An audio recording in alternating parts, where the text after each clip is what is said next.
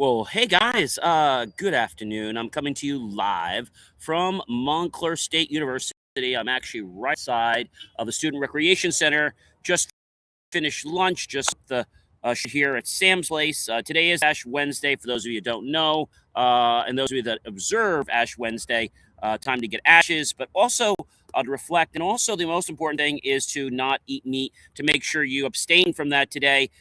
So that's why I'm way out here. Normally, I eat at another place, which is a little closer on campus to my class, but because they didn't have fish, I went all the way out to Sam's Place. All right, guys. So welcome everyone. So I'm actually leaving tomorrow, but I still keep doing the shows. So I wanted to get this show in because I have to be up very early tomorrow morning, like 2, 3 a.m. in the morning, to catch a flight to Florida. All right, guys. Again, welcome. If this is your very first time with me, I want to say welcome and thank you for joining me. If you're coming back, I definitely want to say welcome back and thank you so much for being here. We are on campus, so sometimes we might get some stagnant noise. We might get people talking. We might get people walking behind me. But again, we're not on a closed set, so just understand that. I'm here at Montclair State University. I'm here at the Student Recreation Center right here in Montclair, New Jersey. Guys, if you're hungry, feel free to go grab yourself something. I don't know whether that's a tuna today, grilled cheese, or a slice of pizza. Or what I had was a fish provençal, which was really good with like a tomato sauce. Really, really good. If you're thirsty, feel free to go grab something for yourself as well. Healthy or not, that's up to you, but probably abstain from meat if you guys do follow Lent. And then after Lent, 40 days, we have Easter. All right, guys, don't forget to check out BelieveMeAchieve.com right after the show is over. You can do that 24 hours a day. Without any further ado, guys, I'm not going to spare you. I'm going to get right into the show. Yes, ladies and gentlemen, this is Inspirations for Your Life. This is Series 5. We're on the air now, our 4th year. This is starting our 5th year.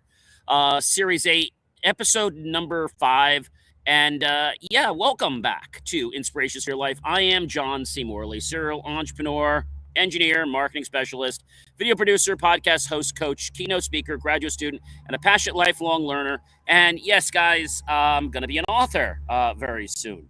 Like mid-May or June. So I'm actually going to be starting writing chapter 7. The book has somewhere around 12 or 15 chapters. I haven't really ironed all that out yet, but I've been doing a lot of work on it every day. So really excited about the book coming out. It's a motivational book. No, I'm not going to share with you what the book is, but it is about 2 things that changed my life. So definitely going to share that with you guys. So today's episode is titled Emotional Regulation is Strength. So in this episode, I'm going to explore how mastering your emotions turns calmness into power.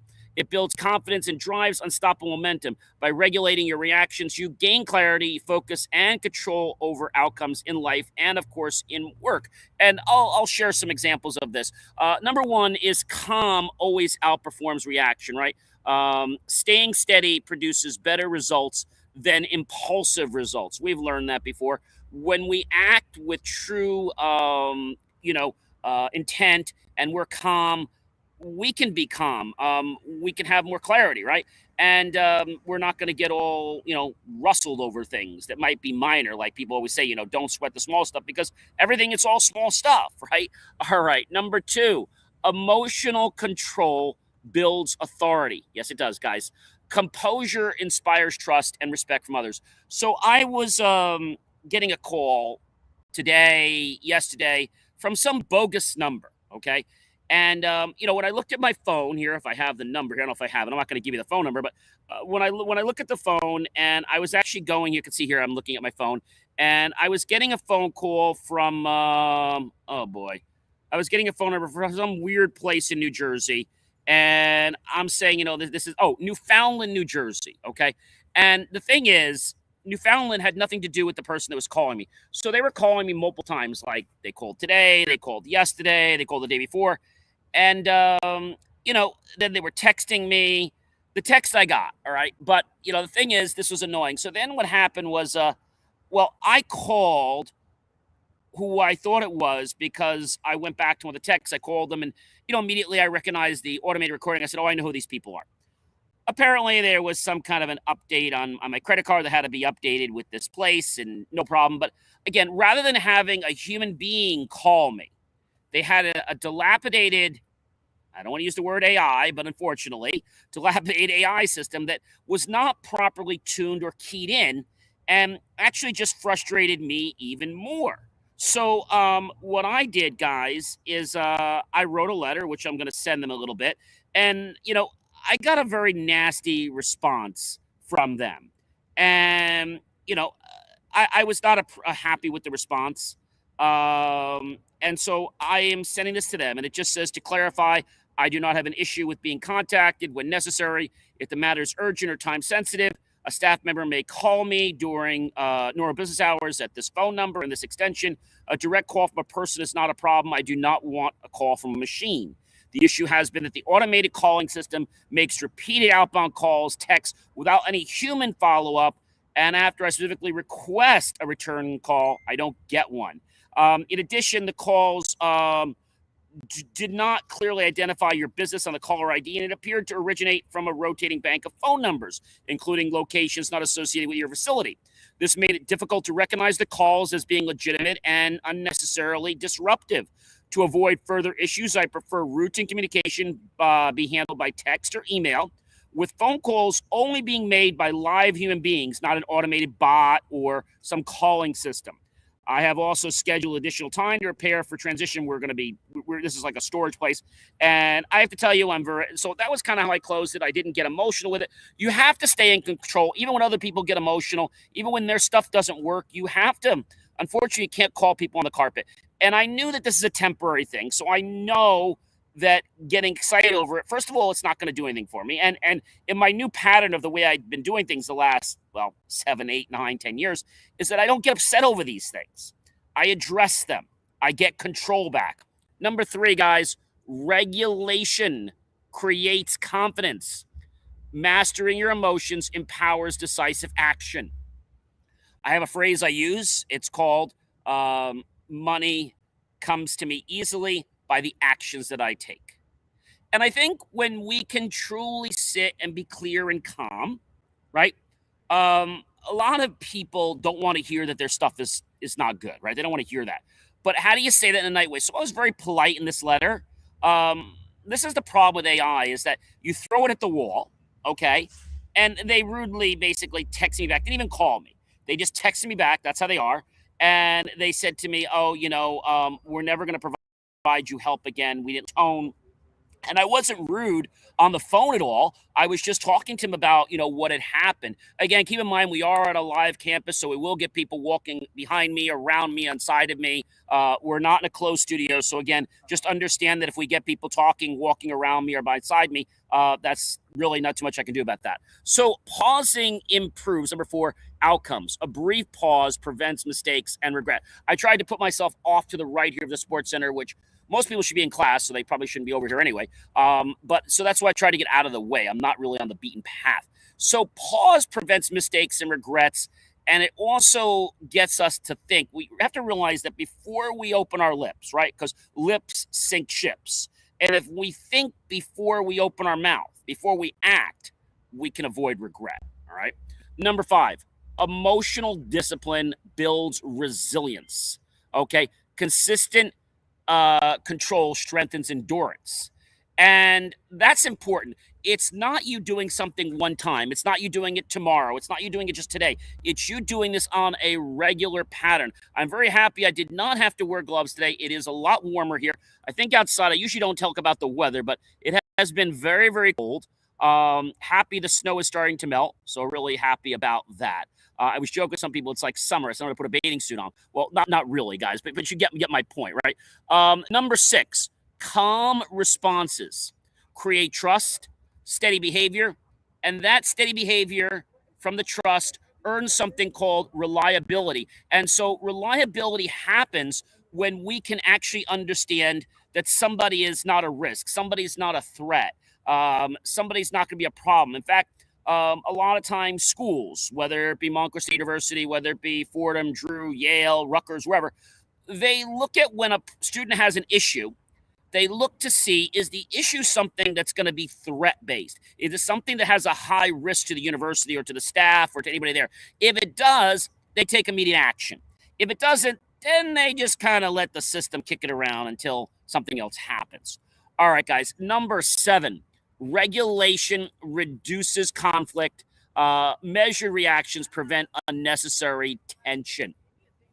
So I think that's a very interesting one to think about when we say that it's about tension, because so when people have reactions, when people get nasty, they fight off something because they have a big ego, and people's big egos are the death of them, just to be honest with you. And these egos can cause all kinds of problems. They can cause them to disassociate with themselves, to disassociate with financial positive things, to disassociate with friends, with relationships, and even their own health things that can help them be a better and wonderful person. All right, guys, number eight, moving along here. Emotional stability creates clarity. Composure enhances decision making. Emotional stability creates clarity. Composure enhances decision making. That's important, guys. Very important.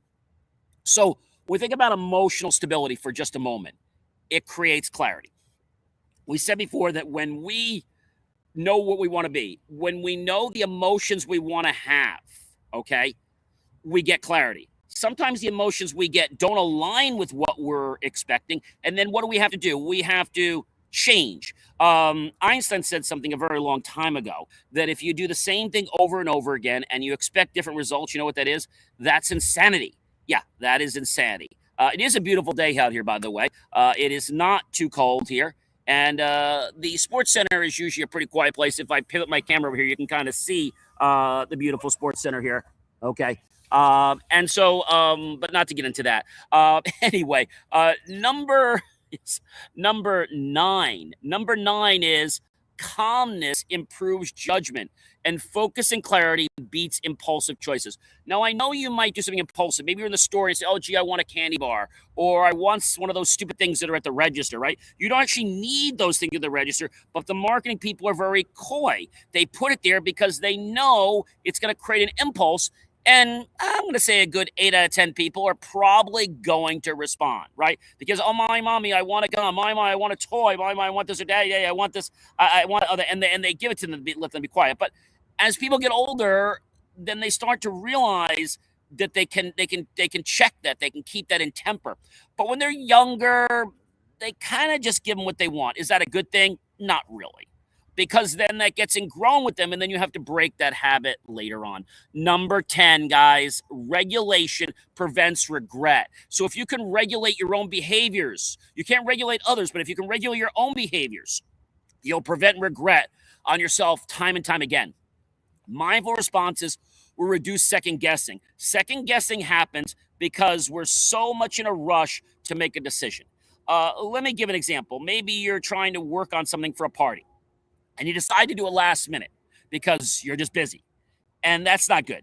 And then, I don't know, maybe you order too much food or not enough food, or you order the wrong kind of food, or you pick a venue that's not conducive. So there are lots of things you could be doing wrong because you're doing things on, let's say, impulsive desires as opposed to what the realistic desires will be. And you'll be doing things that you want, but not things you actually need. Does that make sense? I hope it does, guys. So regulation is a key, guys. I don't care if we're talking about health. I don't care if we're talking about finances. I don't care if we're talking about academics. Regulation is key for us to excel in any of those areas. So part two today I want to talk about is presence and leadership. So I want to tell you right now that leaders are not born. Yep, surprise, surprise. They're not born. They are made. That's right.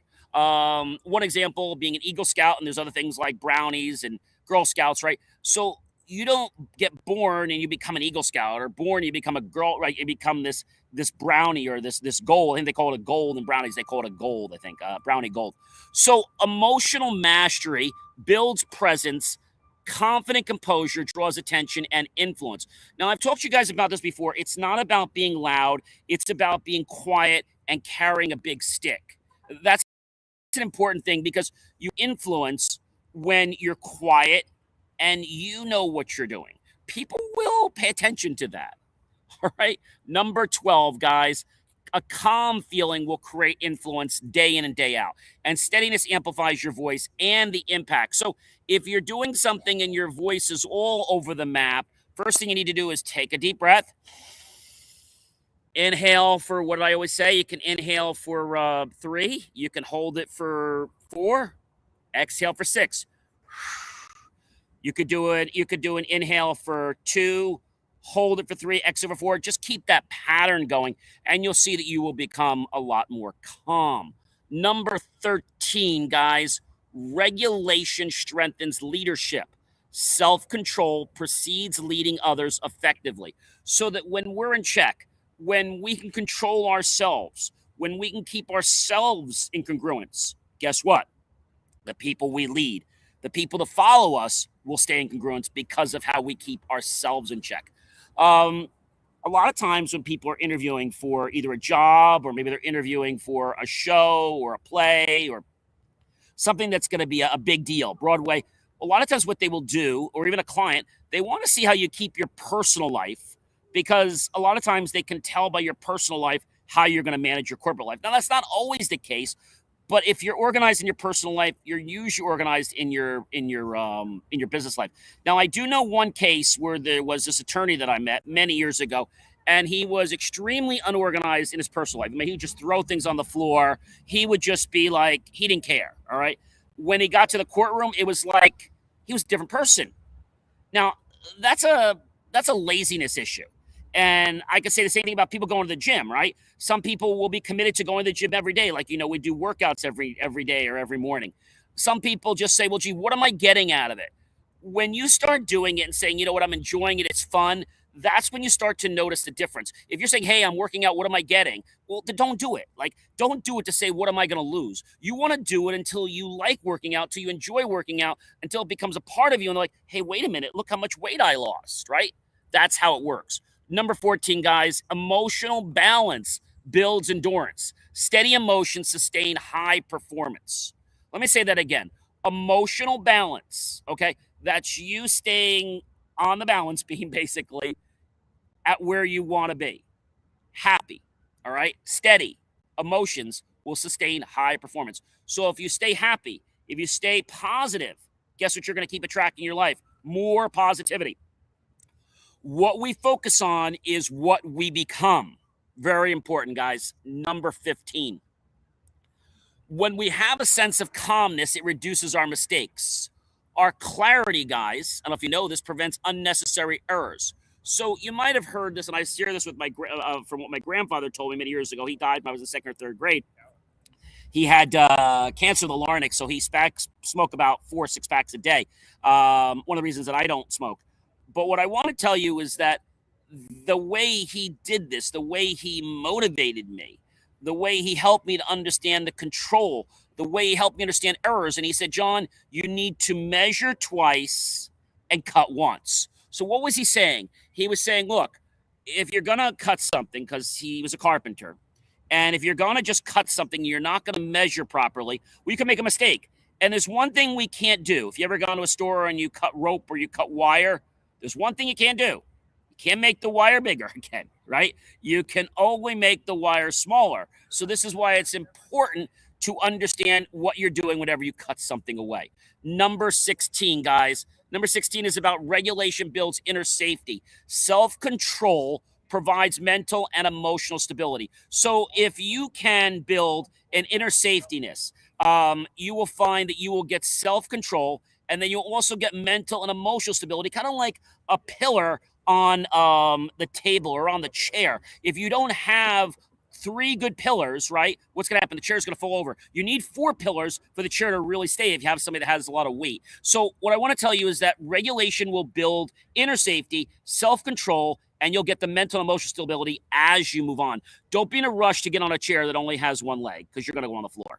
Number 17, emotional awareness increases control, and noticing feelings before reacting enhances power. In my book that's coming out in May, you will see what I'm talking about, how this can relate to some awareness. I don't want to give away the book now, but the book is coming out in late May, early June.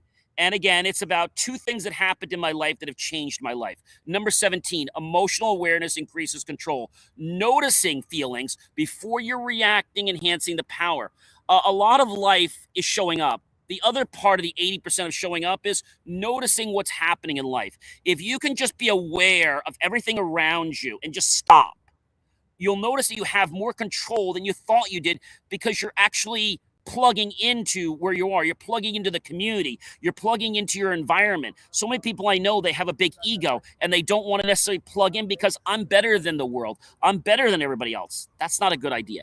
Number 18, guys, a calmness will create credibility, reliability, and composure. And all those things, guys, will help you earn true respect. All right. It's not about putting a show on for somebody. It's not about you doing something to impress somebody. It's about you living your life. And when you live your life and what you do in secret that no one sees actually winds up showing up in your public life, which is what people revere you for every day. Number 19. Regulation prevents burnout. Managing emotions preserves energy for what matters. There's regulation in school. There's regulation in government, right? There's regulations in healthcare. There's regulations in everything. There's regulations in building. We call it code enforcement, right? So regulation prevents the burnout and it helps us man the emotions and it preserves the energy because we do what's right, what's going to be safe, and what's going to create a desired outcome. Because you know what? The people that have created these regulations hopefully have many, many years experience. Somebody that doesn't have, let's say, restaurant experience would not create regulations for health safety for a large resort that does lots of banquets. Number 20, emotional discipline builds confidence. Mastery of self strengthens belief in action. Now, you're not going to become a master overnight. I'm just going to tell you that right now. It takes years. And the biggest thing I can tell you is that your desire is one thing, the showing up is one thing, but your choice to be aware of everything, right? Like right now, I can be aware of trucks around. I can be aware of cars that are pulling around I can hear. I can be aware of people stepping, walking in. I can be aware of the doors opening, closing. I can be aware of how the little bit of the coldness feels against my backside, even though I'm sitting on my coat. I kind of have the coat off my backside, so I can feel a little bit of that chill, not ice cold. I also can be aware right now of how my feet feel. They don't feel numb. They don't feel 75 degrees or 65 degrees. They feel a little cool. So if I had to give it a temperature, I'd probably say my feet probably feel in the 60s, which isn't terrible. Okay. All right. So number 3 in the section that we're talking is focus and alignment and freedom. I think everybody wants to have freedom, but they don't have freedom because they get pushed because of something in the environment. Now, when you are calm, it creates a space. You can pause before you react and allows better decision making. So people don't want to pause because they're so impulsive. They don't want to go back and reread their manuscript. They don't want to go back and restudy again. Why? Because they're lazy. They're tired. But, you don't get to the top of a mountain by just climbing it once. One of my guests on the show, if you guys remember about a year or two ago, Jen Drummond, she actually had many times when she had to step down and not climb the mountain because she had a very interesting saying that I want to share, and it comes from her, not me.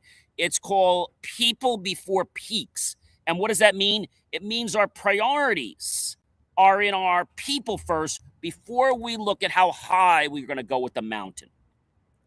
That's the first time I ever heard that, and I thought that was beautiful, and I really enjoyed interviewing her. I think it was about 2 years ago I interviewed her this past January. So not this past January this year, not last, but the one before. Number 23, guys, emotional balance builds strength.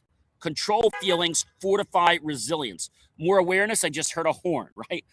Number 24, calmness reduces stress. Composure maintains clarity under whatever pressure you have. When you are calm, one thing I tell people, I've trained people to do with, holding your fingers, and we go through a technique, and you can just sit here with your fingers held, or your 3 fingers, which I've learned from Jose Silva, that you can literally get into a calm state, regardless of if the roof was on fire around you.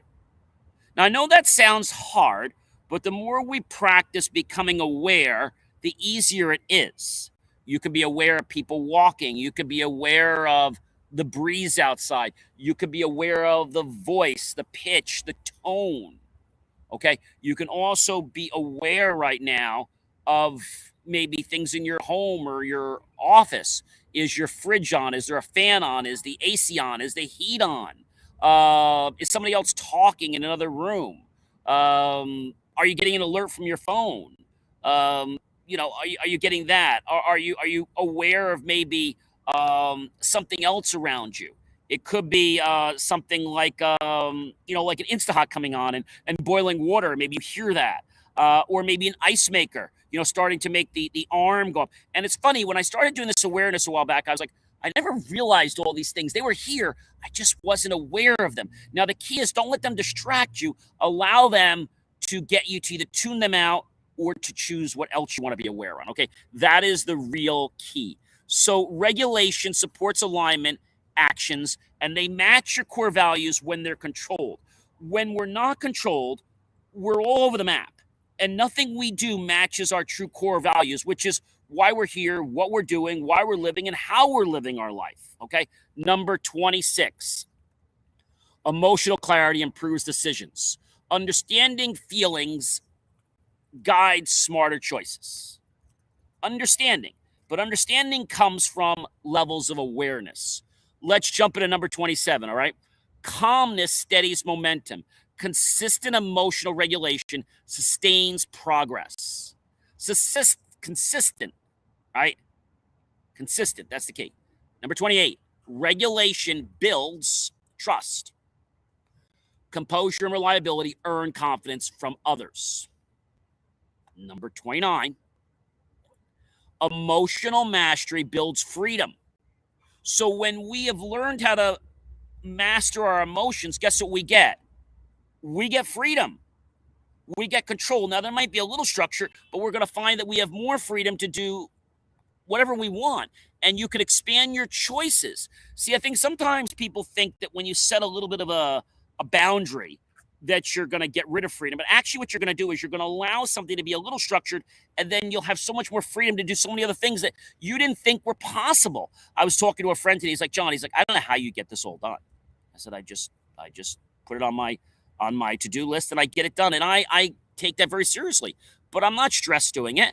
Number 30, calmness is a competitive advantage. Saneness gives an edge over reactive peers. Remember I said be proactive, not reactive. When there's a fire, don't plan for the fire when the building's on fire. You want to make sure you plan for the fire before the fire is.